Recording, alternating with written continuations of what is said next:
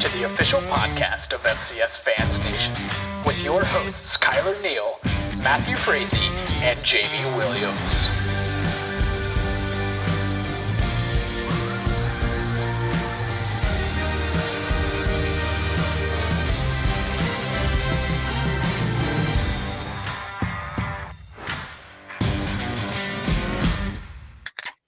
FCS Fans Nation, a beatdown of the Bison and Brookings, a Bobcat blitzkrieg in Cheney, Washington, and a bunch of playoff hopes were murdered this past weekend. And might I say, this is pretty typical for the 2021 FCS fall season. Ladies and gentlemen, welcome to the FCS Fans Nation podcast.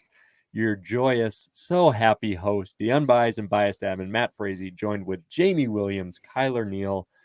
We are all doing great tonight, especially Jamie, who has the only victorious team, NFL and college, amongst this podcast.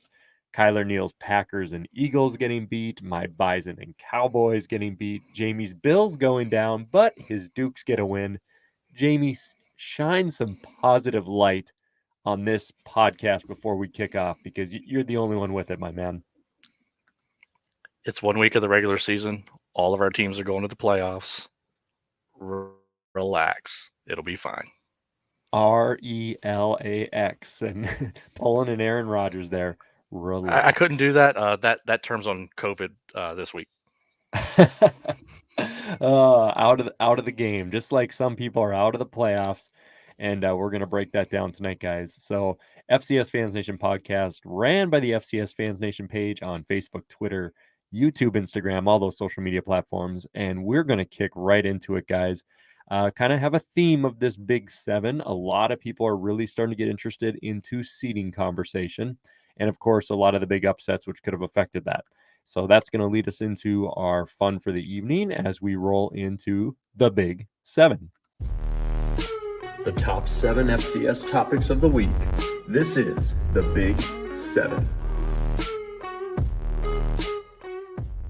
Alrighty, gentlemen. The thing is, we had a lot of questions, and it was kind of nice because a lot of them were on similar themes. So I'm going to give some multiple shout outs as we hit our Big 7 here. And we are going to start right off the top with a lot of people are thinking, man, playoff seeds have to have some implications from this last weekend. So Mr. Hall Jones, Mr. Andy Holland, and Matthew Olson, all with a variety of questions. Mr. Hall Jones wondering about what the heck these top 8 seeds are going to look like in 2 weeks from now. Some follow-on questions from Andy. He's curious about the battle for that second seed. Matthew Olson was like, is that Montana State's to lose? But if you had to rank James Madison, NDSU, and Montana State behind Sam Houston, how would you do that in a seeding order? And of course, how does South Dakota State look with all this chaos from the last weekend of them defeating the Bison down in Brookings? So looking at the seeds and looking at where we're at, guys, Kyler, what's this shaping up for you, man? There's a lot of options out there, aren't there? Yeah and no. I actually do think what Hall's saying is probably accurate. It is Montana State's to lose at this point. At the end of the day, if they win out, they're 10-1. 10-0 versus the FCS. They're going to have 2 top 10 wins. That's pretty insane to have. I mean, when you're comparing that to a North Dakota State, when you're comparing that to a James Madison, each of them will have an FCS loss. Also, they have only losses to the top 10 that they've played this season. So, I mean, when you're looking at it like that, it is Montana State's to lose. Now, if they go in and they lose to Montana, 100% the 2 seed goes to James Madison, North Dakota State, South Dakota State, one of these other schools. But if Montana State can win out, I think it's a lock for the 2 seed. Yeah, it's going to be, if we just go down the line here a little bit, we're showing it on YouTube. A dated records list should update tomorrow. But Sam Houston is at 8-0, and they undoubtedly will be the 1 seed as long as they finish undefeated. I think, yeah, James Madison has to be in line with that 2 seed at this point just because of so many teams that lost if Montana State loses, right? So that's some of the questions people on our page and others were debating. They're like, what? Big Sky, Montana State, didn't they get blown out in 2019? But just based off that resume, it's 1 FBS loss versus 1 FCS loss for James Madison. I think that's a really easy call for the committee to make. Jamie, do you agree, or do you think it's not so cut and dry and James Madison could have a look into that too with a 10-1 record? If Montana State wins out, the only way I can explain James Madison being the 2 seed would be to be an absolute homer. I can't do that. That me. That's not going to be what I can do. Because if Montana State wins out, they're undefeated against the FCS. That's going to trump any team with a loss, no matter how high ranked the team that they lost to is. Because Villanova and South Dakota State are both probably going to sneak back into the top 5 or 6, and that's going to look good for James Madison. It's going to look good for North Dakota State. But I do think those are your top 4 seeds. So right now, obviously, there's still 2 weeks to go, and things can happen. I mean, heck, Montana State could lose to Idaho. No, they can't. They might lose to Montana, though. So, sorry, Chris. But, I mean, James Madison plays William & Mary this week. I know they laid an absolute egg against Delaware, but I think they got caught looking ahead to their last 2 games, which are huge rivals. NDSU still has South Dakota, which is a dangerous team. Everybody's going to pick North Dakota State, but that's still a dangerous team. So, yeah, I do think it's Montana State's to lose, and then JMU and North Dakota State, however that falls out the rest of the way. I think those are your top 4 in some fashion.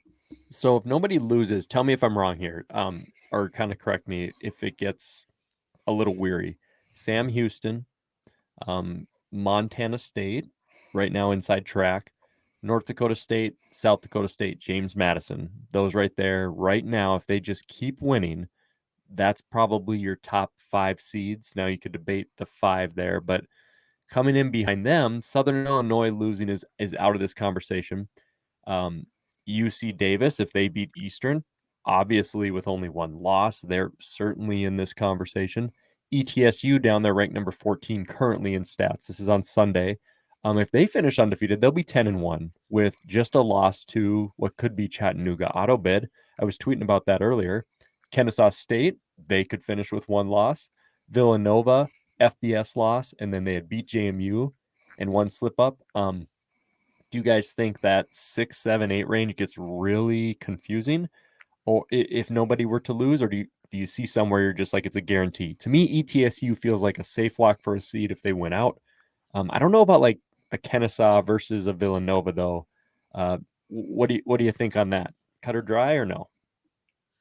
I think those are the teams that you'll be looking at, but you don't know what this committee is going to value. And, we can talk about what the committee's done in the past, but I believe there are 7 new members of the committee this year. So what those folks value may be a little different. I mean, if Montana wins out, they could potentially jump back into the seeds. Kennesaw is going to have, if they win out, they're going to have a win over a decent Monmouth team, but it's not going to be a ranked win. So they're going to be that team that I'm wondering probably gets left out, kind of like James Madison did in 2018, although we had losses, and Kennesaw will just have the 1. But yeah, I do think that if East Tennessee State wins out, it's going to be hard to keep them out of the seeds. It might be 7 or 8, but I mean, the way this week fell, there was a lot of losses that teams looking to secure their seeds lost, and teams looking to secure playoff spots put themselves on the bubble. So I think we've got a long way to go.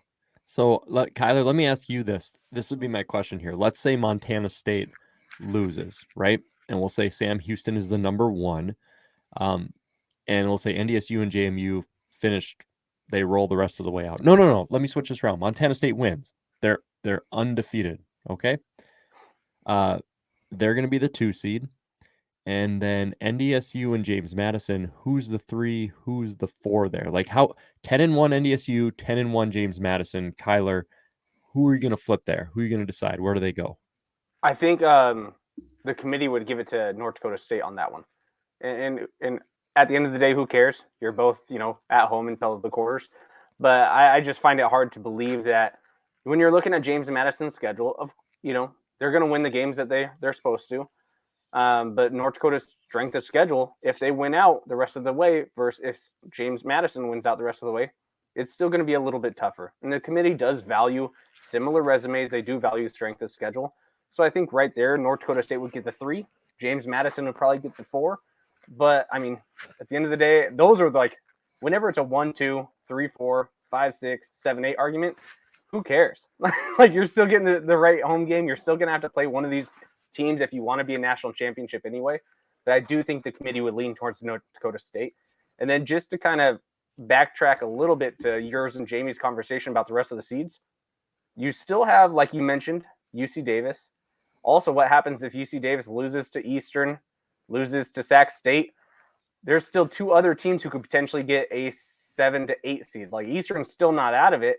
They'd have to win out. They'd have to beat UC Davis. And there's a potential bubble seed that even if they win out, they may not get it. But then you have to look at Sac State. The last time they lost was way back in September to UNI, and they have been kind of rolling ever since. They look a little iffy on some aspects. But if they go 8-0 in the Big Sky, that's probably good enough to get them some type of seed, even though they have a weaker schedule. So I think Kennesaw, ETSU, UC Davis, Sac State, Eastern Washington, Montana, MSU, those are all on the bubbles on who's going to potentially get one of those, seeds outside of a Sam Houston, James Madison, South Dakota State, North Dakota State. It's a little bit of a clutter, but I think those are kind of all of your seed competitors if they're winning out or doing something like that right now. Yeah, it's going to be very interesting. I just want to add one more quick little. Oh, go ahead, Jamie. I wanted to add one more quick little thing. We talk about where North Dakota State might wind up with just the one loss, and after losing this week, how clutch does that call that Matt Entz made to go from Quincy Patterson to Cam Miller look in the fourth quarter against Missouri State? Because North Dakota State was about to lose that game, and we wouldn't be talking about them in the top 4 right now. So Matt Entz coming up roses again. I know he gets a lot of heat for certain reasons that North Dakota State fans would explain, but seems like he comes up roses when he makes a call to me. Yeah, it will be very interesting. And I guess I asked a hypothetical, but if Montana State does lose to Montana, it's going to be Sam Houston, and then it's going to be between James Madison and NDSU. And why is that important? Because that is the difference between Bridgeforth or Fargo in the semis. Yeah. Ooh, and I got to tell you, that prediction on who wins that game could very well just be based off of home field advantage. That is going to be huge if Montana State does not get the 2. Yep. So, and you could argue you might want to, no, who knows? There's too many hypotheticals, but I'm just saying that's going to be crazy if that's how it plays out. So we'll have to see. Be very interesting. We'll get more to some more seed talk here, guys, as we hit our quick hit questions. But yeah, lots to be determined. Shameless plug time. Next week, we're not going to be asking for fan questions. We will be doing one of our most fun episodes, the second-year tradition of our mock playoff bracket. So we will predict all of the last week big games that matter for people getting in and out. And then we will place the seeds and place teams in and out and act like we are the committee. So it's a really fun episode. Make sure you subscribe on YouTube because it's a lot of fun to watch. So if you're into NFL mock drafts and things like that, next week's episode will be for you. So, all right, guys, moving into some more playoff questions away from those seeds a little bit. Really good one here. Mr. Adam Peterson said, how much does the loss to my Illinois State Redbirds hurt UNI's playoff hopes? And on top of that, Mr. Adam Willie wants to know, what does the University of South Dakota have to do to make the playoffs? So, Jamie, what does that do for UNI, and what are some other teams you're looking at, like your Weebers and others, that may be completely out of this, or do they still have a shot at this point? Weber's definitely done. Northern Iowa, if they win out, and it's not going to be an easy task, Missouri State and Western Illinois, I still think they get in, but if they lose even to Missouri State, Northern Iowa's done. You just can't lose that game you lost yesterday. And get in. That won't work. South Dakota is another one of those bubble teams, and is it going to come down to them having to beat North Dakota State? Because it very well could. They did beat Northern Iowa. Sorry, I'm pulling up their schedule real quick, but they lost to Missouri State, and they don't really have another key win out there, so they almost have to beat. Oh wow, they play South Dakota State this week too in the rivalry game, so it's going to be pretty hard for them. But I mean, if they pick up some wins, if they pick up 2 wins, they're definitely in. 1, they're still a bubble and probably out. Other teams that are potentially out, and it breaks my heart to say it, but VMI is probably, unfortunately, out after losing to ETSU because that loss to the Citadel, unfortunately, looks like an albatross. So if Chattanooga wins out, they're the SoCon champion, I believe. It depends on their game with Mercer, but that's down to a 3-team race for 2 slots. I think East Tennessee State pretty well has one in hand. So VMI, unfortunately, out this week after a bad loss. Yeah, Weber's out. They lost to Portland State. How the heck that hack Joe DeLeon picked that? Probably just being a hack, thinking he was being a hack, and reverse psychology there. So watch out, Eastern. Yeah, I think those are 2 of the main teams that kind of knocked themselves off the bubble off the top of my head. Kyle, you got anybody else that kind of gone now? No, I mean, I think most of the teams are still in the running. I think what you just said, Weber's chances were already slim to none because I don't think the Big Sky was going to get 6 teams anyway. They had to win out just to even be considered on the bubble, but I think they would have been last 4 or first 4 gone or something like that. They would have been still left out. Now there's no hope of them. People are saying Portland State's chances are still alive. Even if they win out and beat Eastern Washington, all these teams, they'll go 7-4, but only 6 Division I wins. That's not going to get you in from the Big Sky. It just won't. Even though they'll go 6-2 versus the FCS because they had 2 FBS teams, so that's a little interesting. But for this UNI and South Dakota, really UNI has to win out. That's their only chance. If they drop one more, which looking at their schedule, they should win out. But if they drop one more, they're done. They're just completely done. South Dakota is the interesting one. I think because their out-of-conference schedule is pretty weak, right? They don't have really too many clutch wins besides Northern Iowa. Like, that is their only clutch win, in my opinion. And Northern Iowa might have just shot themselves in the foot if they can't win out. So maybe their clutch win is not against a playoff team. But if they go 1-1 in their next 2 games, or somehow, manage to beat South Dakota State and North Dakota State, then South Dakota's in. But if they go 0-2, it's going to be pretty hard for South Dakota to get in. And I do think they're probably going to go 0-2 in these last couple games. But, it's going to be interesting. I think there's still going to be 4 teams coming out of the Valley, at least. And I think UNI is going to probably win out and still make the playoffs as kind of one of the last teams from the Valley. But everything else, what you said with VMI and stuff, not going to allude to anymore. I think you hit it right there. So, yeah, I'm not sure. I still think this next week is more important, and we're going to find out a lot more. Like, this is like the playoff elimination week, the next 2 weeks. This one is just kind of, you're buttering your biscuit. You're getting ready. You're seeing the writings on the wall, but that writing could easily be erased. This next week, that's really going to prove a lot. Yeah, and really good points. The next 2 weeks, we're going to get a lot more clarification. We lost a few this week. If you're watching on YouTube, you're seeing Southern Illinois' schedule from 2019. The reason I pull that up is for Adam Willie's question. I feel like USD, unless they beat South Dakota State or North Dakota State, will fall right where Southern Illinois was, which everybody was like, what? Southern Illinois should have got in. Like, they were such a good team, yada, yada. But if you look in their 2019 schedule, very similar to where USD is now in the Valley. Beat one good quality team like UNI. Quality is now questionable. And the rest of it was against the bottom feeders, and they never beat the top tier ones in 2019, SIU. They never beat South Dakota State. They didn't beat North Dakota State. They weren't competitive in those games. So I think that's where USD is at. USD only makes the playoffs if they beat one of South Dakota State or North Dakota State. And I honestly don't see it happening. So they could get that same fate as what Southern Illinois did back in 2019. But we'll have to see how it plays out. We will get a lot more clarification, and we'll mock it up next Saturday, boys. All right, to the big one, of course, the beloved NDSU Bison, only beloved to me, go down in burning fashion in Brookings. In my opinion, the game is not as close as what the final score showed, as the Bison lose down in South Dakota State, 2nd year in a row, losing that Dakota marker. And we have some questions here, mostly from some Bison fans. One Bison fan, Garrett Meyer, and Joshua Hoffman, a South Dakota State fan. But Garrett's kind of statement and sentiment here is he's wondering if there's been a sharp decline in discipline with North Dakota State. He understands they went 16-0 in 2019, but he feels like compared to Kleiman and under Coach Bull, the Bison have lost a discipline edge that they used to have a big advantage over teams before. And then Joshua Hoffman also says, how and why did NDSU play as sloppy as their fans criticized Jacksonville State for? So, solid jab there. Burn. But basically, this is kind of the breakdown of the Dakota Marker game, guys. And I guess I can take it first, which is first off, credit to South Dakota State. Heck of a game plan.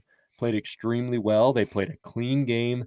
They knew their opponent, and they attacked NDSU in the exact way they knew how. You can blame like sloppiness of NDSU and penalties and ifs and buts, if they were candies and nuts. But NDSU was not prepared. And that is a credit to South Dakota State. Better game plan, better coaching, showed up to that game the right way. Looks like they got their quarterback to make plays in better positions. NDSU stuck to its same old traditional Tyler roll game plan offensively. South Dakota State knew it was coming. They knew how to counter it easy. And boy, South Dakota State pulled out all the tricks. And I kept hearing from Bison fans over and over again, like, this is everything they do. They just pull out this secret game plan against NDSU. They don't do this against anybody else. Well, you know what? Maybe North Dakota State and Matt Entz better figure that out. Maybe it's time that they stop saying things like, we just treat it like another game. And maybe they should treat it like it's something different. Because that's, to me, sounds like creativity by South Dakota State and laziness on North Dakota State's part. So have they lost their discipline edge? If you were asking from a Bison fan, I'm not ready to say yes on that because people quickly forget. But I heard that about Kleiman all the time. And maybe we live in different camps, but I heard that about Kleiman. Oh, it's not like Bull. Kleiman, he's letting these players be loose. It's not like Bull. So I'm not ready to completely throw in the towel on Entz and the discipline thing. But I will say that they are becoming viciously unprepared for top-tier rivals. And the offensive execution is not good. Something's broken on the offensive side. So that's my long-winded North Dakota State take. Don't give up on the coaching staff quite yet, outside of maybe the offensive coordinator. And we'll have to see how the rest of it plays out. So, all right, gents, what did you think as you watched that game unfold? And what are your opinions of NDSU, who's looking still to be 10-1 entering the playoffs? Kyler, what do you got? My thing is right now, NDSU, the last however many years, has had one X factor that no one else is able to have. Best quarterback, best quarterback, best quarterback, best quarterback. Like, you can keep going down all of these years. They had something that was an X factor. Right now, Cam Miller, he's playing fine. He's doing a good job. I don't think he's an X factor player yet. He's got a lot of room to grow. And since those X factor quarterback players have left, right? Trey Lance, NDSU has played 3 top-tier talented teams, in my opinion. South Dakota State, Sam Houston, and then South Dakota State again. They're 0-3. They don't have that quarterback, in my opinion, who's going to completely be able to change the game. I mean, when you look at it, total yards, very even game. It wasn't a very even game when you watched it play. It was kind of like when Montana State and Eastern Washington. When you look at the scoreboard, you're like, such an even game. No, Montana State just absolutely throttled us, and I thought South Dakota State did the exact same thing to North Dakota State this last year. They don't have the X-factor quarterback who's going to be able to put 24 points, 26 points, 30 points on these top-tier talented defensive teams, very balanced teams. And again, it's just one game. North Dakota State always drops one game typically besides a few of their undefeated seasons, so I wouldn't take this to heart. It's a rivalry game and something. But that is kind of the one thing I am noticing. It is just a little bit different. Like Cam Miller, he did play phenomenal this last game. The difference is phenomenal sometimes doesn't work when you aren't like that peak X factor player. I think Cam Miller's a stud quarterback. He's got a lot of room to grow, but there's just something about it that it doesn't scream he can maybe, get to that next level, like a Trey Lance, like an Easton Stick, like a Carson Wentz that NDSU was able to rely on. When NDSU is down and you had those quarterbacks, put the ball in their hand. Let's see what they do. Cam Miller, I'm not sure if anyone has that type of faith in him yet when they're playing the top tier of the top tier. And again, he's going to beat every single other team outside of maybe the top 3. So if that's your quarterback, it's still a pretty freaking solid quarterback. NDSU fans have just been a little bit spoiled with the success they've had in the last decade that no one else is ever going to recreate. But I just think they're missing that X factor right now. Yeah, it's a very, very good point. And I will say this, I got to pat myself in the back. You guys didn't hear my prediction unless you listened to Jackrabbit Illustrated Splitting Hair podcast, which I saved. I picked SDSU to win. I picked SDSU to win 27-21. I was kind of upset that I was off by 2 points, but I had a 2-part prediction on that episode. I said South Dakota State wins this game. NDSU going undefeated is too good to be true. But NDSU will be in a better position for the playoffs and make it further in the playoffs. That was my prediction. And I'm not going to deter from that. Like, I know Bison fans are upset and all these things, but this is like a flashback to 2017. In 2017, NDSU was number 2 in the nation, facing number 8 South Dakota State. South Dakota State had 2 losses. NDSU was 8-0, and South Dakota State beat them in Brookings. Fun fact, South Dakota State had their first drive, went for 75 yards in 2017, and they never trailed. And in 2021, the first drive went for 75 yards, and SDSU never trailed. So to me, it feels almost like a repeat.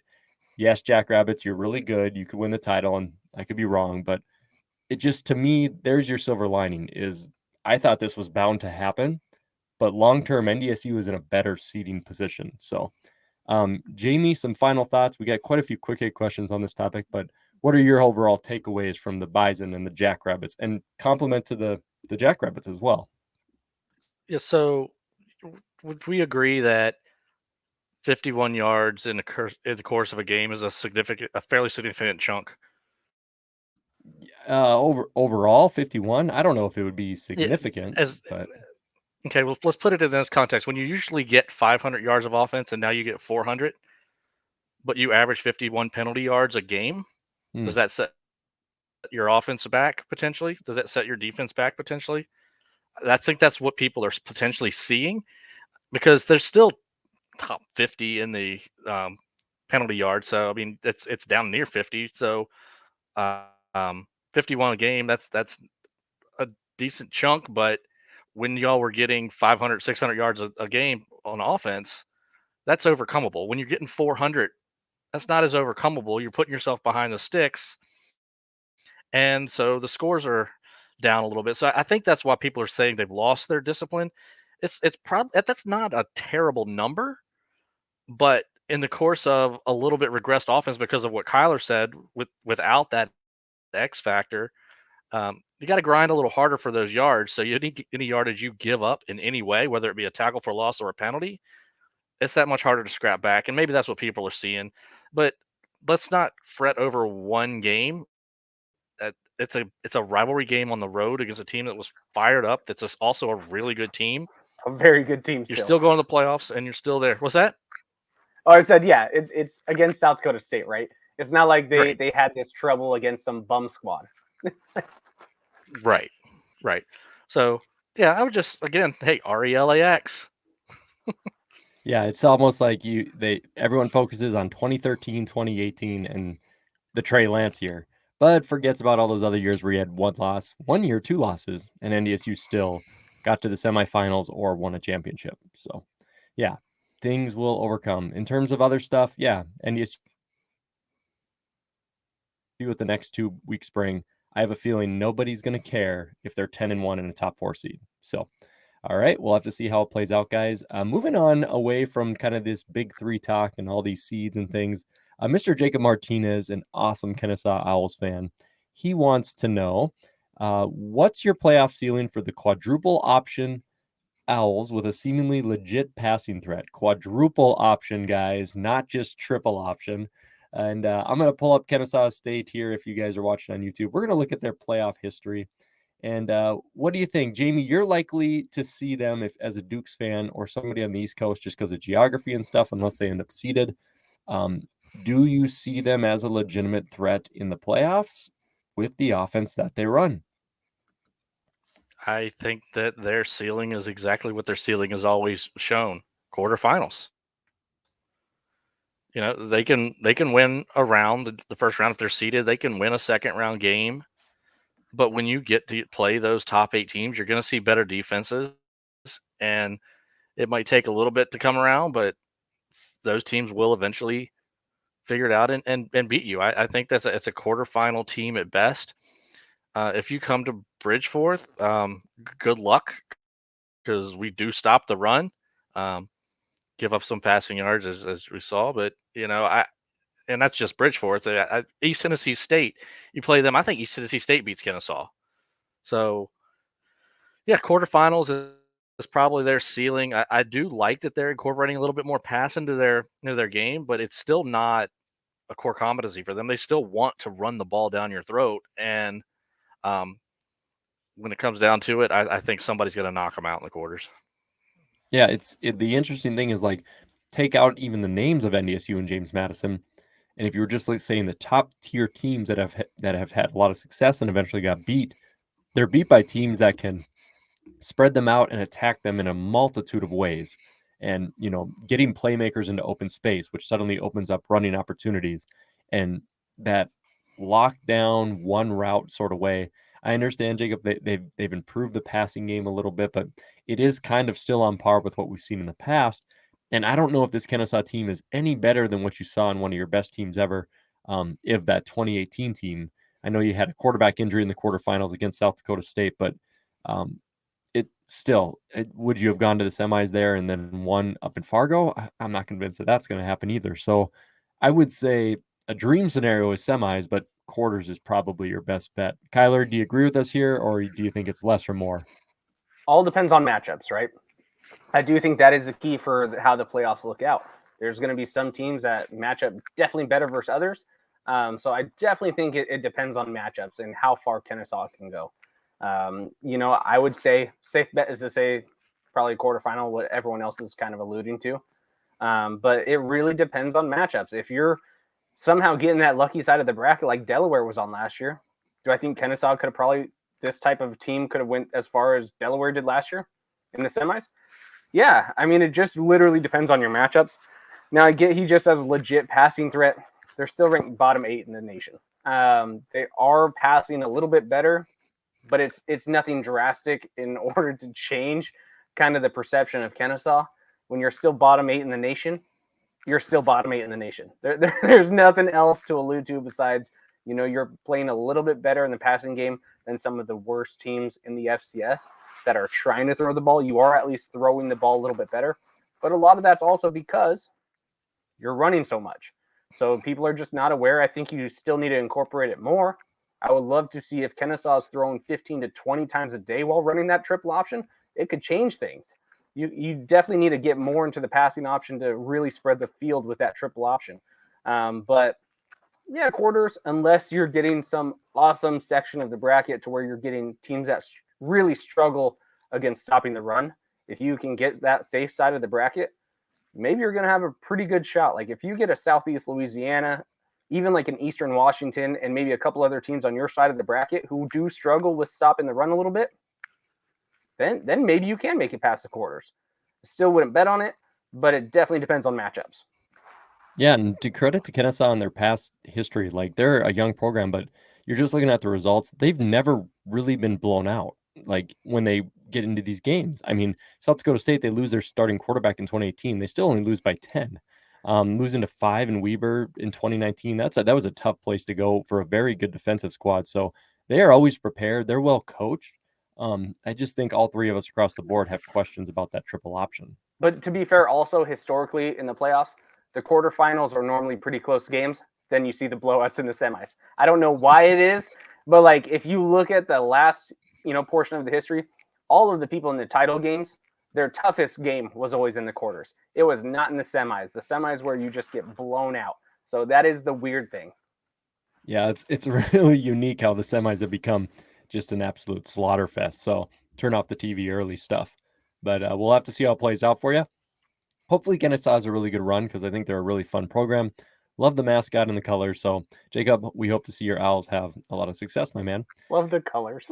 Oh, I love them. I love them. The yellow and black. That's such a pat on the back compliment. I just love the colors. Oh, it is. Yeah. They ripped off Georgia Tech. No way. No, I like Kennesaw's look way better than Georgia Tech. Yep. Georgia Tech uniforms only look cool when Calvin Johnson wore them. That was the only time in the history of mankind. I do like Kennesaw's yellow. Yep. All right, boys. So if people are counting, we do have 7 questions, but I combined these 2 together. So this is 6/7. All right. Moving into our top 10 lists, we have questions here. Tim Rask and Seth Meyer. Tim, I don't know if we're going to be able to give you top 10 because I don't think it is even needed, my man. But we'll call it a top list for the current Peyton and Buchanan Award winners. And then the combined question here comes from Seth Meyer of Cole Kelly. Did he take the lead over Eric Berry III for the Walter Payton? Jamie, I'll start with you with the top one there because you are one of the stats voters, one of the guys. Talk to us here about who you think is in that final stages for the Payton and the Buchanan. We'll start with the easy one because the Payton, everybody sees the flash stats. It's Cole Kelly, it's Eric Berrier, Pierre Strong, Tim DeMorat, because I'm a homer, Cole Johnson, Cameron Ward had a phenomenal game, probably thrust himself into that conversation. So there's some there. Buchanan's a little harder because the defensive guys don't get the flash, but I'll throw some names out there. Isaiah Land, Florida A&M, Devoncha Maxwell, Chattanooga, Nate Lynn, William and Mary, Justin Ford of Montana, 7 interceptions there. I think he has like 7 interceptions in 7 games. Christian Benford. So there's some guys that had, because I want to be a homer again, Isaac Ukwu, James Madison. You asked me the question. I get to throw a couple of my guys in there. Did Cole Kelly take the lead over EB3? Maybe, but maybe Pierre Strong did. Ooh, yes. Yeah, maybe we're going to get away from those quarterbacks. If you're on YouTube watching, you see Cooper Kupp, who is destroying the NFL, has your one wide receiver. The list on the screen goes to 2008, and then it's just all quarterbacks. But yeah, hey, maybe Pierre Strong's up there. And shout out to Jamie. If you're a stats voter and you don't know those names and have those stats and like can just think of that like that quick, you need to reevaluate and fix yourself because Jamie Williams, one of the best out there.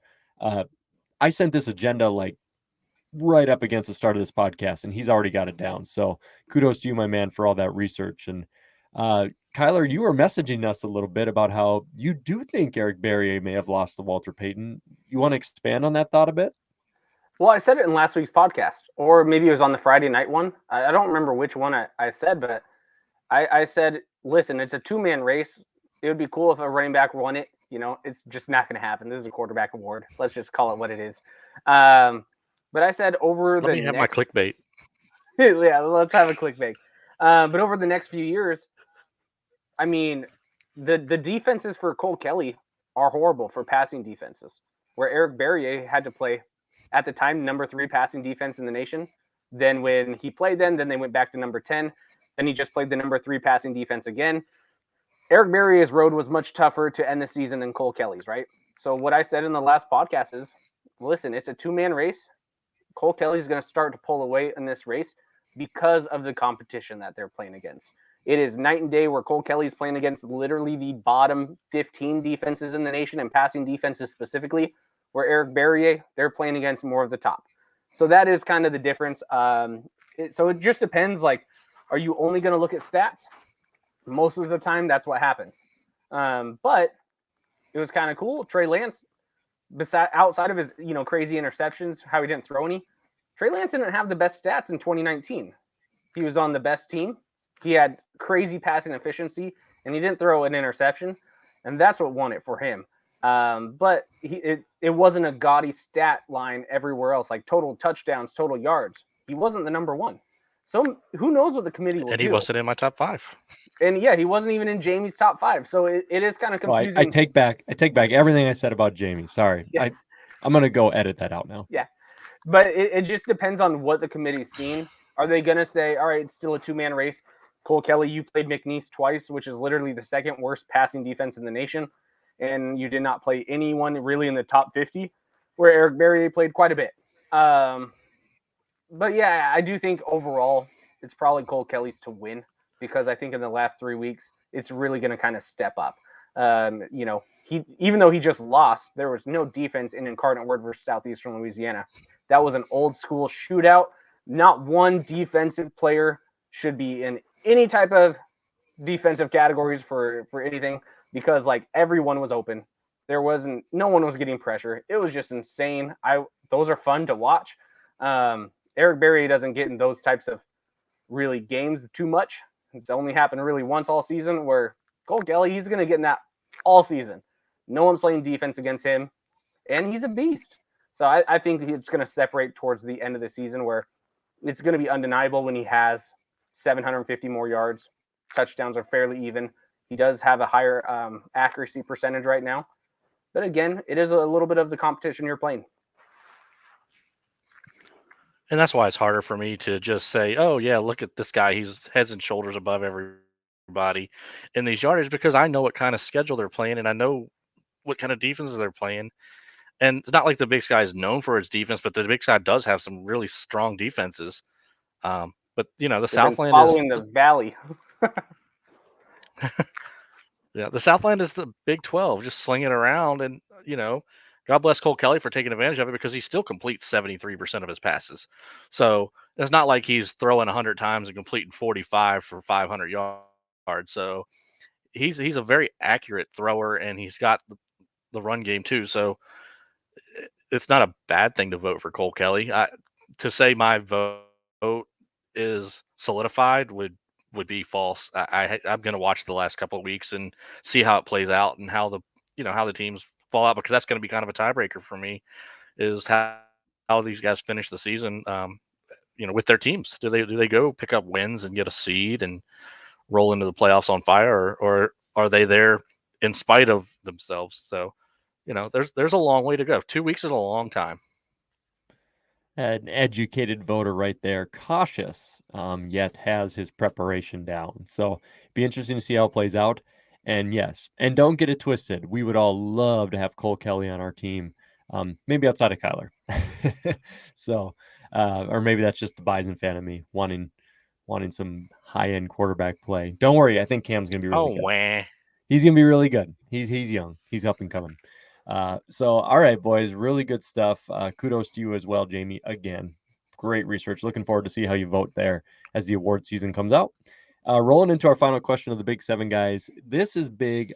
Congratulations, Jamie, to you and your Dukes, to Brandon Owens and Bruce Edmiston, for Jacksonville State, for all of our good friends, Victor and Keith Hooper of Sam Houston. You guys are moving on to greener pastures. I know everyone will hate that term because it's FBS, but Sam Houston, Jacksonville State, James Madison officially going FBS. James Madison going to the Sun Belt. Sam Houston, Jacksonville State will be going to CUSA, new and revamped. So Mr. Keel Wilson, a Dukes fan, wants to know, name 3 teams that are most likely to take the place of JMU, Sam Houston, and Jacksonville State. This is very interesting. If I were to tell you guys, you can't use, obviously, NDSU and SDSU and Eastern Washington, we expect to be really good. And if you can't use the Montanas, okay, I'm going to keep the Montanas out of this. Who are these 3 replacement teams you think could be almost year in, year out kind of squads? Kyler, you got one on your mind, my man? I was going to say, I think Montana State's going to take place of the James Madison or South Dakota or Sam Houston State. But since you just said I can't use that, and I have to go back to the drawing board. Yeah. I'm going to throw a really wild one out there if you want to have a second here. Give me a second. Furman? What? Yeah, Furman. Yeah, my boys, the Paladins. Why can't New Hampshire come back? Why can't they come back into the fold? Do you think, Jamie, have they just been under the rug of James Madison, who took things away from them, almost the way NDSU did to you and I? Or are they having deeper seated issues there? That's an established program, Are they just kind of semi in the dumps a little bit? They've got a long legacy of winning there. Am I off on that? Is, coaching regime? Why not New Hampshire?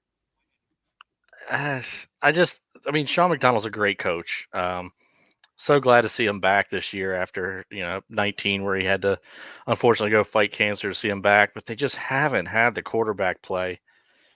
But if you want to go to another CAA team, it's going to be Villanova that has more of the chance to be that consistent team that's always there.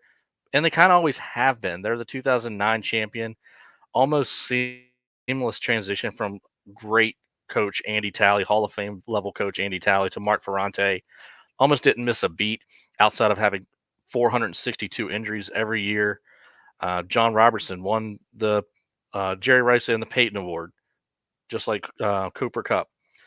They've got that Daniel Smith now. So to me, Villanova is more that team from the CAA that could fill that vacuum. Sam Houston is that consistent team. Like, could that be Southeastern Louisiana? I know I'm trying to kind of stay in the same portion of the country there, taking it in that way. Team that has a lot of offense that could potentially start winning a bunch of conference titles in a row because, not as challenged as some of the other schools, but win big when they need to, but get into the playoffs and can't, and then eventually maybe they turn it around too and find some defense.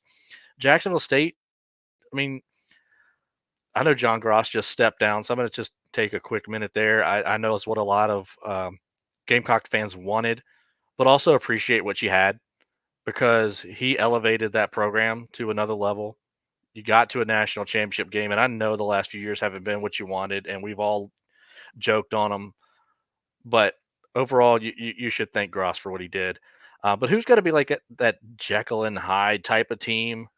I mean, why couldn't it be Kennesaw State if they figure out a passing game? That's what I was thinking. Perennial playoff team, I mean, perennial playoff team, solid, decent recruiting base. I know Atlanta's tough, but I mean, if they stay FCS, so, get some of those spillover guys.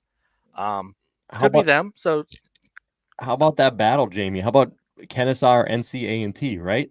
Kind of, are they going to push each other? And I know NC-A&T, they're having a little bit of a transition, but when you think about programs, and I know Kennesaw's young, but teams that just do things the right way, and then suddenly they can take an elevation with the right coaching hire, or, why couldn't they step into that Jacksonville State seeding? Ooh, maybe are they going to be involved role? NC-A&T, Kennesaw. Kyler, have you had enough time, or are we kind of still taking all these teams away from you? No, I mean, here's an interesting one, though, like UT Martin. They are flying through the OVC right now. They're, looking to take the title from the OVC and be undefeated, just like Jacksonville State did a lot. They're also one of these teams where it seems like they're also playing a little bit down to the level of competition sometimes. Then versus, some good teams that you're probably thinking they shouldn't win, they're winning. Now they're getting all this national credit where, hey, who knows, if they continue to do this throughout the OVC, maybe they're going to be in the top 10 in preseason polls all the time and then probably still have a losing record in the playoffs. So, I mean, I didn't want to do a dig, but that's kind of my thought process. And right now, of course, it's just one season, and UT Martin hasn't done it successfully for a long period of time to make you think that it's sustainable. But right now, I'm just going to throw my hat and say UT Martin, because right now they are the OVC Kings right now for at least this season after Jacksonville State left right away. And they're playing some bad teams pretty close. Then they're also playing some teams you think that they shouldn't beat, and they're absolutely clobbering them. Or you think it should be close, and they're clobbering them, which is kind of that Jekyll and Hyde mentality when Jacksonville State was dominating the OVC. But they're probably still going to be a second-round team, quarterfinal team max, depending on who they get in the actual postseason. I just don't know who outside of the Montanas, to be fair, is going to take that James Madden or Sam Houston State role. Where you're looking at, these are two of the best four teams consistently throughout most of the decade in any given year. I just don't see it once you eliminate the teams you eliminated, who's going to be able to fill that. I see a lot of potential Jacksonville States out there. I don't see a lot of potential Sam Houston States and James Madison. It's going to happen, but I think it's on some of the teams you said we cannot pick. Would we have said Weber if they hadn't had such a tough year this year? Wouldn't they be one of those teams you were potentially looking at to fill some of that gap? You don't think so? Nope. 4 times in a row. I think they would be in between a Jacksonville State and a Sam Houston in that type of a sense. I just don't think they are built to beat some of the top teams in the nation. Offensively, really struggling. Defense, they're really good. And it's just the J Hill motto. I don't see them beating a North Dakota State ever. I don't see them beating a James Madison ever. Even when they're playing at their best, I don't see it. So I think they're in between them, but I don't think they can fill the role of that Sam Houston State where you're like every single year, this is a potential semifinal team or title contender. James Madison, every single year, it's a potential semifinal team or title contender. I just don't see that with Weber, even though they have been really good. They're more in between those two teams. That's the real question. Sam Herder said in our podcast when he's special guest, who's going to invest in football? Are you going to lose teams that want to invest in the football program and build their athletics program around it, instead of just being part of FCS football? And that's going to be a huge thing. Who are going to be those programs who do that? And then who can recruit to the point where the depth is just in and out. I made a comment with South Dakota State fan where I said, NDSU is going to win a few more titles here in the next decade. And they said, oh, way to be cocky. And I said, college football is, you can almost predict it. It's not the NFL draft. The lower teams don't get to get a really good fresh start. You can look at recruiting classes and almost predict the future. Can't predict natties, but you can predict good teams. So who's going to be that to just backfill over and over and over again? That's tough to do. Think about like Nichols. Nichols was in the conversation for 2 years, and now Nichols suddenly gone. Like Kyler said, we may have a lot of those type of teams, but do we have any of these consistent ones? That will be the real question. I think MSU and Montana are surprisingly it, and I hate saying it. Well, I think that Coach Vegan hire is huge at Montana State too, because huge. You take a Craig Bull product and you're trying to get a person to take the next step to bring you into championship caliber play. The guy's got the experience, obviously. So, that's a big hire. They're not messing around there in Montana State. They invest in football like no one else. Both of the programs do, right? Maybe not like a James Madison or North Dakota State. Well, maybe Montana does for sure. They're building another facility. Montana State, they just opened brand new locker rooms. They're doing another expansion. Those are two programs. They are investing for the future, and it's going to pay off. Yeah, and the Montana State coach said that after NDSU murdered them in 2019. He took flack for no reason for this, but he said, we're at an unfair advantage because of what these guys put into their program. And it wasn't a call to NDSU. It was a call to the donors and to the program saying, we got to invest to get these people in here. So we'll have to see how it plays out. Keo, good luck to your Dukes and Jamie's Dukes as you guys move up to the next level. It was long overdue. You guys are in a really good situation. I wish all three fan bases and you guys luck as you go up into bowl games and, hey, maybe a 12-team playoff. So, all right, guys, that finishes us up here for our Big Seven. And it's time. We've got quite a few here. So let's roll right into our quick hits. Just because your question is answered quickly doesn't mean we don't care. These are the quick hit questions of the week. Alrighty, guys. Always my favorite segment, the quick hit questions. And let's kick it right away with this one here. I apologize, I don't have your name up here, but this is Charlie Seaman. I'll give you the shout out, my man, on YouTube. He wants to know, would you take Sam Houston, North Dakota State, and South Dakota State, or the field if you are betting on championship odds? Ooh, this one's good. Kyler, I'll start with you, man. This question's yours. You taking those three teams, or are you taking the field? I think they are three of the top 6 teams that have the best chance to win the national championship. So, the field is a very sexy. There's a lot of teams in this field, especially this year, that can win it. I still think if I had to put actual money down, I have more faith in those 3 teams than I do in a majority of the other teams. So yeah, I'll actually take that. I'll bet on them versus the field. Taking some of the 3 powers there. All right, Jamie, here we go. Peter Mooney, my man. Tell me if I'm wrong. He wrote VU. That is Nova, correct, Jamie Williams? Perfect. Yep. So if Nova and James Madison went out, does Nova get seated ahead of James Madison? I don't think so. It's kind of funny, but they're going to both have 10 wins, I believe. No, Nova's probably going to have 9. Yeah, Nova will have 9. An FBS loss and an FCS loss. Yeah. But it's going to sound funny, but James Madison's loss is better than Villanova's loss if they win out. I mean, as funny as that sounds, everything else isn't necessarily equal either. So I still think James Madison gets a seed over Villanova, but is it an intriguing question? And would I be surprised? A little bit, yeah. But could it be justified? Also, yeah. Good. Yep. They could try to justify it, but yeah. I don't see it happening. I think James Madison, just because of the record there. If Villanova had won out, absolutely, but not in this scenario. Toss this one. Actually, I'll skip myself because I'm interested on your perspective here, Kyler. You just saw Montana State play right against your Eastern Washington Eagles. You know a lot about James Madison. Kevin Maydole wants to know, which team is more complete right now, Montana State or James Madison? Great question and tough pick. What do you think? I think James Madison's offense is actually still better than Montana State's, but I think Montana State's defense is actually fantastic. They're probably the best defense that I've watched all year, like across the board, I think they're just, this is a cop-out answer. I think they're on par, because I do think, they have a lot of similarities, but I'm going to lean towards James Madison's offense just a little bit. And I'll actually lean towards Montana State's defense a little bit. They're massive. They're big boys. So I think cop-out answer. They're both equally complete. Putting them on par. I would say something that's added on par, just as a small addition, correct me if I'm wrong, Jamie, but young offensive line for the Dukes right now, but they've had a ton of running back injuries too. So James Madison has taken some dings, and Wells, or I think I'm saying his name right, Antoine Wells, right, Jamie? Or Walls, stud receiver you guys got, but I don't know if there's as many weapons on the outside as maybe they've had in the past. So it could be more comparable. So especially with those injuries. Correct, Jamie, or am I off on that? Yeah, I mean, our running back room, thank goodness it was deep. I mean, Percy Overshay out for the year. I mean, that's an all-time top running back at JMU, a top 5 guy. Kalon Black, freshman, was electric, out for the year. Austin Douglas missed last week. Lorenzo Bryant went down last week. That didn't look good. So we're down to Latrell Palmer, who kind of is a Marshawn Lynch kind of guy.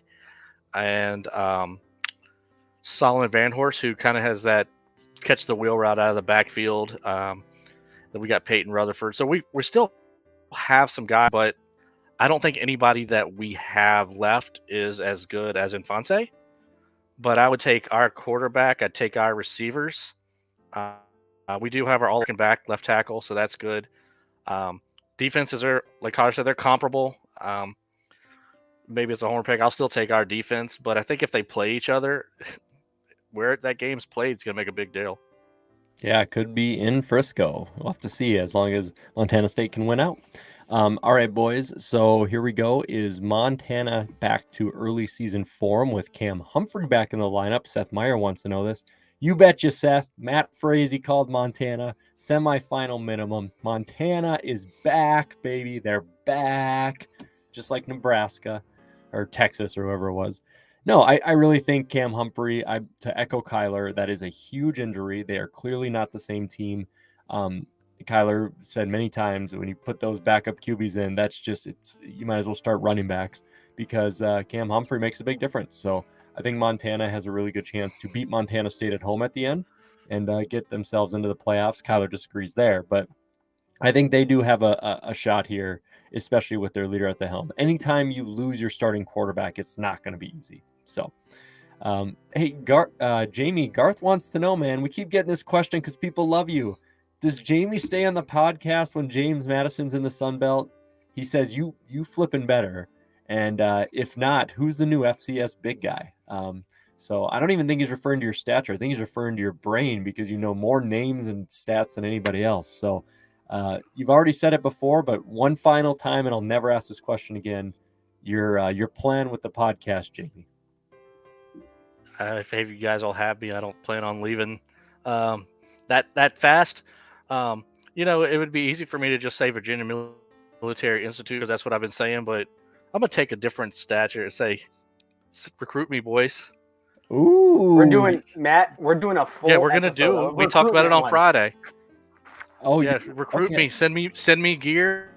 I'll gladly accept it. DM for the information. I'll wear it on the podcast. Throw the recruiting, and I'll pick a new team at some point. After Frisco, though.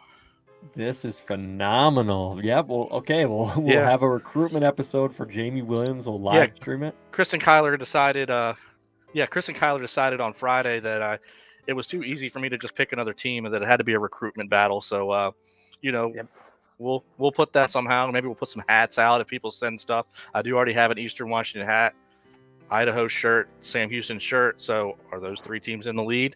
Maybe. Don't send me any CAA team crap. Screw the CAA. So just get that out of there. And don't send me nothing Youngstown State. Don't send me nothing Montana. Everybody else, bring it on. Hashtag respect my decision. That will be a ton of fun. Here we go. I love it. Kyler here, man. Ben Schleger wants to know, Dylan McCaffrey has been a huge bust at the FCS level. Who else has failed and has failed their expectations when they've been a high-end NFL coach guy who's come in? I couldn't really find anything or think of anything. Could you think of anybody here who else has also busted besides Nick Saban in Miami? Yeah, no. I was actually trying to do research on like which big transfers maybe fell apart, and the easy ones like Zarek Cooper, who just Zeb Nolan? hasn't lived up to the hype. Zeb Nolan, but he's actually doing pretty well over there in the East, right? So maybe it's just North Dakota State. Maybe it was the offensive play calling. You never know. But let's just talk a little Tyler bit Rail's about fault. Northern Colorado. Yeah, Dylan McCaffrey, he does not look good at this level. I think the other bust you could just say is the whole McCaffrey system. Right now, it's not paying off. Whenever you see that coach and then the brother who's the OC or DC, and then you're seeing him, they look like deer in the headlights when they're playing or when they're coaching, when they're play calling. I don't think they expected this coming from high school. I thought they said, we have Dylan McCaffrey. We're going to be able to do a lot of things here. They just do not look prepared at all. Which Northern Colorado has a pretty tough schedule, but I don't see too many other ones that like just did a drop down. And no, yeah, quarterback Dylan McCaffrey does not look good. I don't know any other transfers who have looked not that great. Gage Maloney. Yeah, he's not even playing. Can't even start. Here, we can Ryan. say Quincy Patterson. I mean, there we go. We can say Quincy Patterson. He hasn't lived up to the hype. He just got benched by a little dude called Cam Miller, who's playing pretty well. Yeah, it's sometimes what one of my good buddy Micah, he says an FBS player who transfers down is, what do you call him? An FCS player. So doesn't mean you're better just because you initially got the offer. So, all right, guys, does all the chaos in the Valley hurt the strength of schedule for its team? Mr. Dustin Perman wants to know.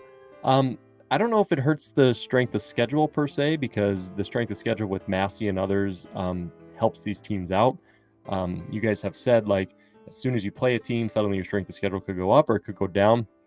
I don't think it tears you up as much in terms of being such a respected in a bigger conference. Am I off on that, Jamie? Or I think that chaos, I don't think chaos matters as much in the Missouri Valley as it would elsewhere where people will lose those at-large bids, right? Exactly. And the only teams that matters for in the Valley are those last two bubble pick teams that are they or aren't they going to get in? This year, like a South Dakota, like we talked about earlier. But strength of schedule does hurt when you start beating yourself up in the Southern Conference. And VMI is a good example of that. 2 conference losses. That's all they have in the FCS this year. Usually, you think that's pretty good shape, but one of them was to the Citadel. If that's Furman and East Tennessee State, they're still in the bubble. And so losing that strength of schedule there, that matters in a smaller conference that's a 2, maybe 3 bid conference. But in the Valley, only that the 6th place team, basically. Yeah, for the 6th place team, you're in a lot of trouble. So, speaking of the Valley guys, Bruce Edmiston says, as Jacksonville State leaves the FCS with a 2-1 all-time record versus NDSU, all-time, will the Gamecocks need to pay the Bison to get another matchup? Ooh, boy. I remember in 1977 on December 3rd when we lost 31-7 there to Jacksonville State. Not as I wasn't even heartbreaking- alive then. Oh my goodness. Well, okay. In 1989, in November 25th, when I was 10 months old, it crushed me when we lost 21-17. Like, that was just crushing, So got my revenge there in our national championship against them. But I kid, of course. I only saw one matchup. But for you, Bruce, yeah, you're CUSA and FBS. You got to pay us $600,000 to come beat you there in there in Alabama. So that's how it works. But I assume Jacksonville State will operate like all other non-Power 5 schools, and there's not a chance in heck you're going to schedule NDSU. So go schedule the Mercers and the others of the world, I would assume. Final one here, Jamie. I'm going to give you the floor. Thoughts on how much of a black eye the CAA may or may not have given themselves when it comes to keeping current schools and or expansion on the table, since they are not allowing James Madison athletes to compete for conference championships now that they have officially announced a move to the Sun Belt. Mr. Richard Dean wants to know this answer. Our final question here in the quick hits. You have the floor about the CAA, my man. I reserve the right to be a homer. I'm going to say that now before I start talking. But I'll answer kind of straight down the middle to start. Did the CAA give themselves a black eye? Not necessarily, because if you're entering the CAA, that's going to look at it and say, huh, they do take care of their own. If somebody doesn't want to be here, they handle the business with everybody else. Now, it's an antiquated rule. It's the only conference that has it, but it is still a rule. Jonathan Alger and Jeff Bourne played it perfectly because the blood's on the CAA hands and not the schools. Maybe it should be, but no, put it on the CAA. I know a couple of those presidents voted for us. It was cool yesterday at the game.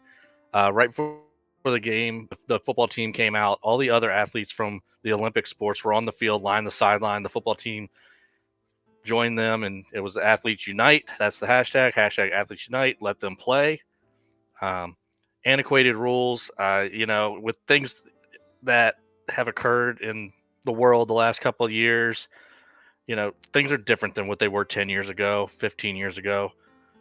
So I wish we could play in these championships. I get it. It sucks, but let them play. Yeah, it's Screw the CAA.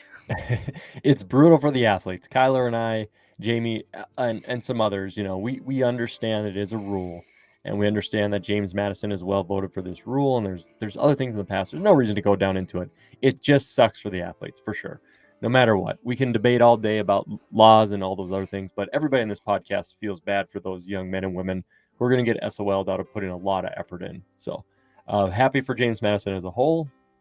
Sad for those folks. So we hope they do well in the Sun Belt. And okay, bias buys an admin. Screw the CAA. There you go. I can say it, and everybody's happy about it. All right, guys. Thank you so much for those quick hit questions, the big questions. Thank you to all the fans who submitted them. And it's time now, guys, to get into an outstanding and hopefully what Kyler will agree with, our game of the week. This is the matchup you should be paying attention to. This is the FCS Fans Nation Game of the Week. All right, guys. Game of the week. Number 5, Eastern Washington, 7-2 at number 8, UC Davis, 8-1. Disclaimer, we are recording this on November 7th, 2021, so that ranking is subject to change.